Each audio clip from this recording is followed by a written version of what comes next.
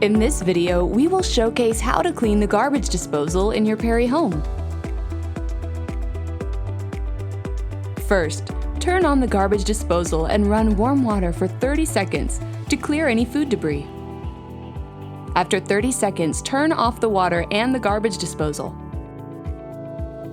Next, pour a half cup of baking soda and 1 cup of vinegar into the disposal, then let it sit for 2 minutes.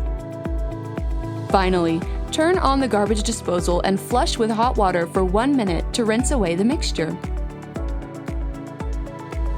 For more information or support on your garbage disposal, visit the MyAccount portal on the perryhomes.com website.